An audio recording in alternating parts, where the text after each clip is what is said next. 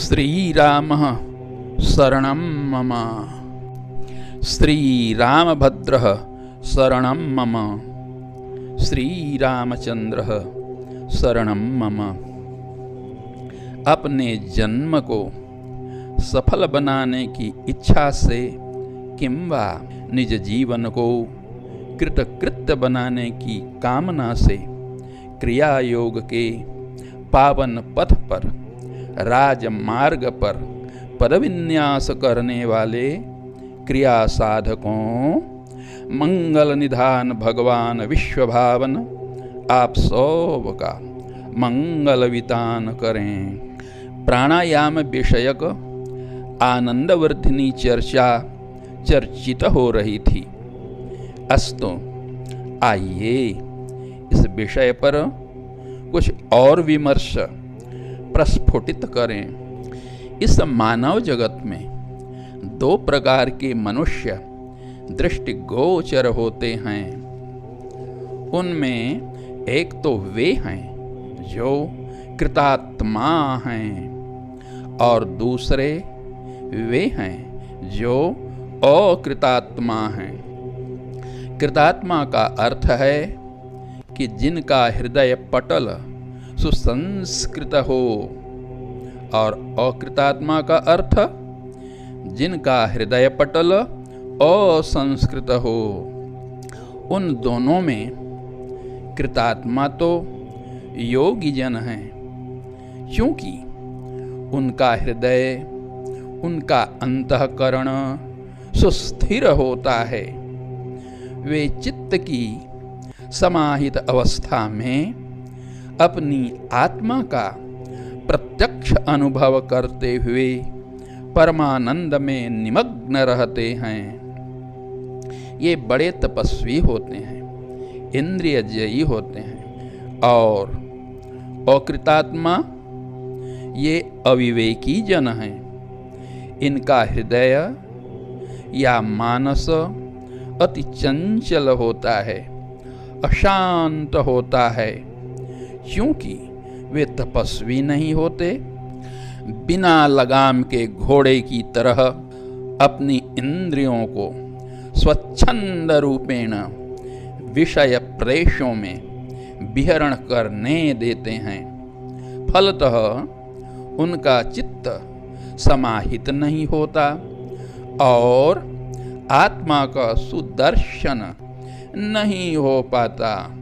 सदा सर्वदा भव दुखों में ये पड़े पड़े कराहते रहते हैं। मेरे प्रिय साधकों, आनंद कंद आत्मा का साक्षात अनुभव तो समाहित चित्त में होता है। चित्त का समाधान या सुस्थिर भाव इंद्रियों पर विजय प्राप्त करने से होता है। इंद्रियों पर विजय तो तपस्या से होती है, और तपस्याओं में परम श्रेष्ठ तप है प्राणायाम। तभी तो योगियों ने अनुभव करके कहा है, प्राणायामः परम तपः। क्रिया योग प्राणायाम प्रधान है, इसे दत्तावधान होकर ग्रहण करें। क्रिया योग शब्द में दो पद हैं, क्रिया और योग। इन दोनों में क्रिया का तो अर्थ है परावस्था, उस क्रियावस्था को प्राप्त करने के लिए जो योग है उसे क्रिया योग कहते हैं। योग का तात्पर्य है योगस चित्तवृत्ति निरोधः, अर्थात विषय वन विहरणशील चित्तवृत्तियों को निरुद्ध कर देने का नाम योग है। और चित्त की चपल वृत्तियों का संरोध होता है प्राण को परव्योम में निलीन कर देने से। प्राण को परव्योम में प्रापण कराने की कला ही तो प्राणायाम है। चित्त की वृत्तियों को उदित करने वाला चंचल प्राण ही है। इंद्रियों को सबल बनाने वाला चंचल प्राण ही है। जो चंचल प्राण विषयों की कामना से इंद्रिय वर्ग को विषय विपिन में विहार कराता था, जब वही स्थिर हो गया, परव्योम में सुविलीन हो गया, तो इंद्रियों की वृत्तियों को, विषय विहारी स्वभाव को कौन जीवन देगा? बताइए, वो इंद्रियां कैसे रहेंगी? सब गल जाती हैं, अस्तित्वहीन हो जाती हैं। तब योगी इंद्रिय जयी हो जाता है, अंतःकरण उसका समाहित हो जाता है, आत्मा का अनुभव हो जाता है। योगी कृतात्मा कहलाता है। यही हैं वे प्रथम महापुरुष जो कृतात्मा कहलाते हैं। और इसके विपरीत चलने वाले अकृतात्मा हैं। इनका चित्त मलिन होता है, शुद्ध नहीं होता। अतः इंद्रियां चपल और अंतःकरण विक्षिप्त होता है। चित्त शुद्धि से ही तो आत्मा का दर्शन होता है। चित्त की शुद्धि प्राणायाम से होती है। प्राणायाम द्वारा इंद्रियों को विषयों से प्रत्याहृत कर लिया जाता है। विषय सुख समुद्रवत अपार है, वहां डूबते हुए इंद्रिय वर्ग का समुद्धार कर लिया जाता है। और प्राणायाम का अभ्यासी अंतर्मुख हो जाता है। उस प्राणायाम साधक योगी का चित्त समाहित हो जाता है। जैसे जैसे योगी अंतर्मुखता की गहराई में डूबता जाता है ना, वैसे ही वैसे योगी धारणा, ध्यान और समाधि की अवस्था को उपलब्ध करता जाता है। समाधि का भाव चरम अंतर्मुखता का भाव है। इसी अवस्था में प्राण सुस्थिर होता है, अवरुद्ध होता है। श्वास का बहिर्विचरण नहीं होता।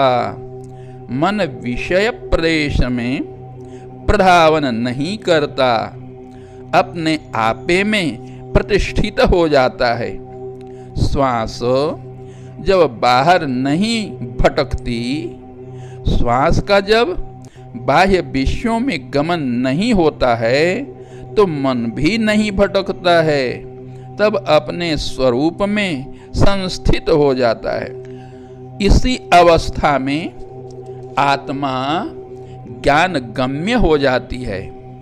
ऐसी अवस्था को जिन्होंने प्राप्त कर लिया वे ही योगी हैं। वे जगत वंदनीय हैं।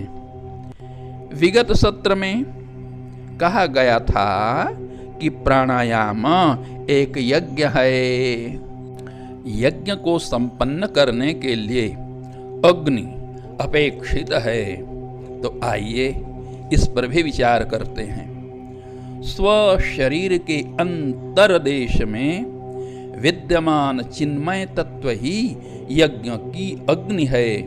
उसमें तिल, चावल, जव, घृत आदि स्थूल पदार्थों का होम नहीं होता है, अपितु प्राण और अपान रूप आज्य का होम होता है, घृत का होम होता है।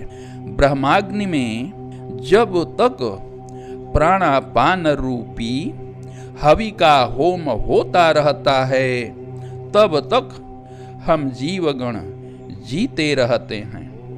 जब हवन बंद हो जाता है तो जीवन लीला समाप्त हो जाती है। नाना भांति के कर्म, चेष्टाएं, चिंतन, आमोद प्रमोद, विषय विहार आदि जगत व्यवहार को जीवन लीला कहते हैं। यह जीवन लीला चेतन तत्व में जब तक प्राणापान का होम होता रहता है तभी तक चलती रहती है। प्राणापान रूपी हवि ही जब विषय चिंतन में ही भस्मीभूत होती है तो इससे केवल धूम उठता है। निरंतर जब धूम ही उठता है तब अज्ञान रूपी अंधकार पुंजीभूत होकर, आश्यान होकर, सघन होकर हृदय देश में छा जाता है। जब धूम वहनी को आवृत कर लेता है तो वहनी का अता पता नहीं होता, संधान नहीं होता। इसी प्रकार से भीतर जो चेतन अग्नि प्रज्वलित हुई थी उसका संधान तक नहीं होता, वह छिप जाती है। इससे जीवन रस सूख जाता है और सुख का नाश हो जाता है। विषय चिंतन में, विषय विहार में प्राण हवि का होम करने वाले ही अकृतात्मा हैं। प्राणापान के मंथन से, घर्षण से दिव्य अनल प्रकट होता है। प्राणापान का यह घर्षण क्रिया योग के प्राण कर्म से होता है। साधकों क्रिया काल में अवधान की, सम्यक ध्यान की नितांत अपेक्षा रहती है। यदि क्रिया में मन संयोग नहीं रहेगा, मानस एकाग्रता नहीं रहेगी, तो प्राणापान घर्षण से अपावन पावक उदित होगा। यह अपावन पावक क्या है?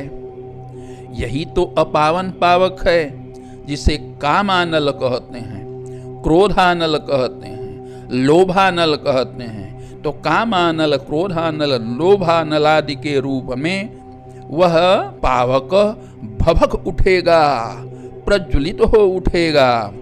इस जाज्वल्यमान पावक के लिए ईंधन कौन होंगे, समिधा कौन होंगी?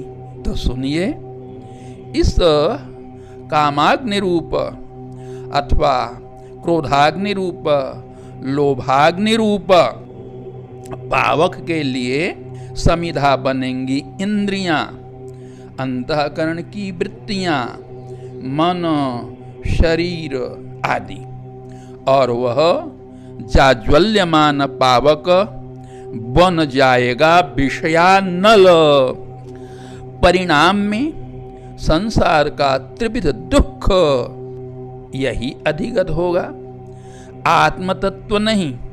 अतः क्रिया का अभ्यास करते समय मन संयोग, मानसिक एकाग्रता, क्रिया में तल्लीनता अत्यावश्यक है, अत्यावश्यक है।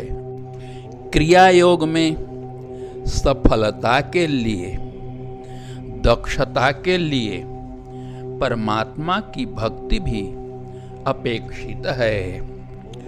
परमात्मा से प्रार्थना करें। ओम अग्न आयाहि वीतये गृणानो हव्यदातये निहोता सत्से बर्हिषि। अग्ने आयाहि, हे अग्नि स्वरूप परमात्मा आइए। अग्नि का अर्थ सर्वव्यापक होता है, क्योंकि अंशुगतौ धातु से अग्नि शब्द निष्पन्न होता है। इसकी व्युत्पत्ति इस प्रकार है। अंचति गच्छति सर्वं जगत् व्याप्नोति यो वसौ अग्निः। अच्छा बोलो तो साधकों, संपूर्ण विश्व को कौन व्याप्त कर सकता है? एकमात्र परमपिता परमेश्वर। इसीलिए कहा है ब्राह्मण ग्रंथों में अग्निर्वै आत्मा। अग्नि सबकी आत्मा है। उन्हें आहूत करने के लिए वेद निर्देश देता है। हे अग्निस्वरूप परमात्मन आइए। किस लिए बुला रहे हैं आप? इसी मंत्र में कहा, हमारे जीवन यज्ञ की प्राण रूपी आहुति को ग्रहण करने के लिए आइए। होता, क्योंकि आप ही होता है, यज्ञों के स्वामी हैं, यज्ञेश्वर हैं। हमारे जीवन यज्ञ की प्राणात्मक हवि जब आप ग्रहण करेंगे तभी हम स्थिर होंगे। आवागमन की क्रिया से रुक जाएंगे, ठहर जाएंगे। आवागमन की क्रिया विनष्ट होगी और चिरस्थिर होकर चिरस्थिर परमानंद धाम में प्रविष्ट हो सकेंगे। साधकों, प्राण हवि के भोक्ता दो हैं, एक असुर और ईश्वर। आप निर्णय करें कि किसे यह हवि समर्पित करेंगे। मन जब विषयों की ओर संप्रवाहित होता है तब प्राण भी विषयों में ही अनुधावन करते हैं।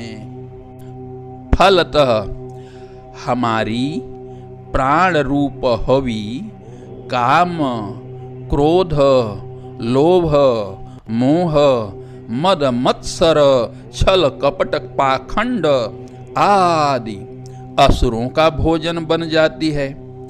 चपल मन से और चपल प्राण से जो आहुति या भोजन कराया जाता है वह तो केवल और केवल असुरों का भोजन बन जाता है। इसलिए साधना करते समय में, प्राणायाम करते समय में यह जो प्राण और अपान की हवि आप देते हैं उसमें प्राण और मन को चंचल मत होने दीजिए। स्थिर चित्त से, स्थिर मन से, स्थिर प्राण से आप हवि को प्रदान कीजिए।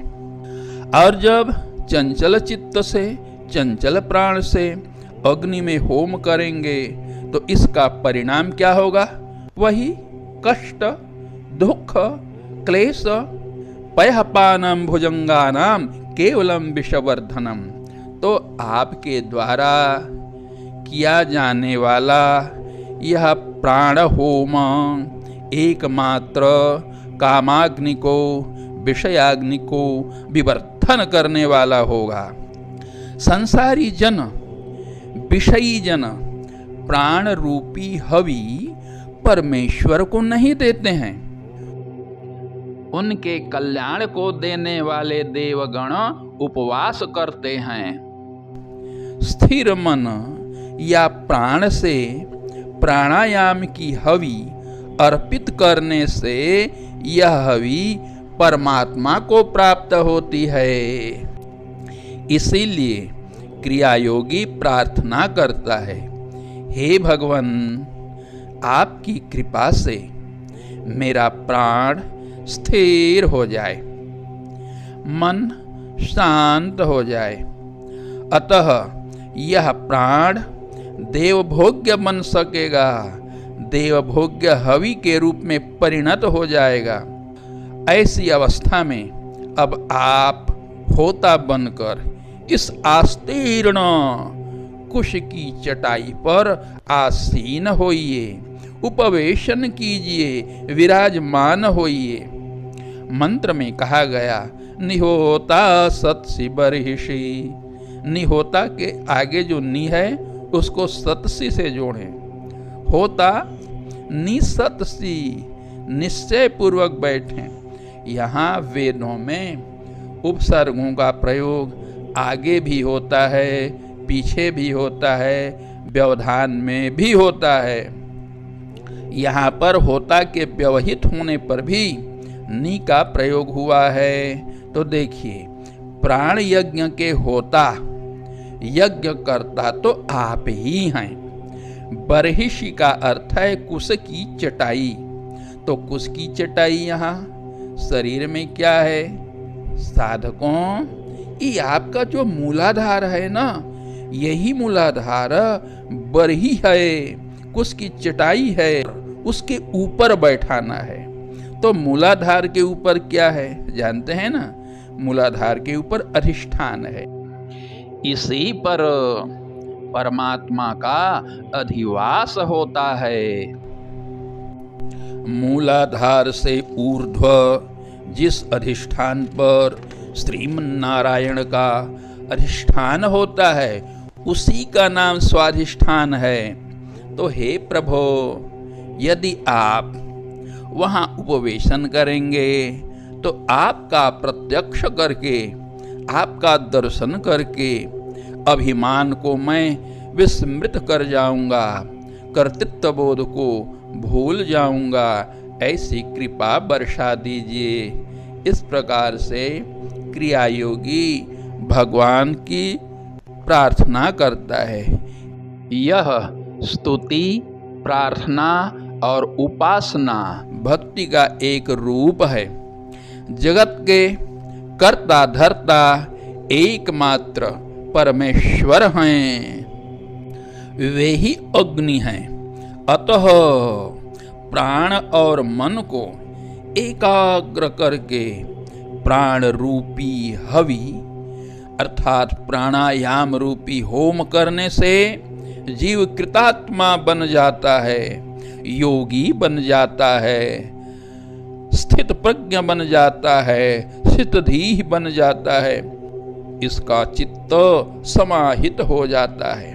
समाहित चित्त में ही आत्मा का प्रत्यक्ष होता है।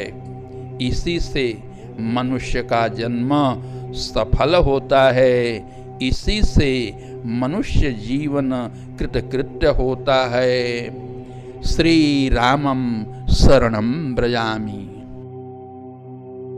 साधु साधु साधु साधु साधु साधु।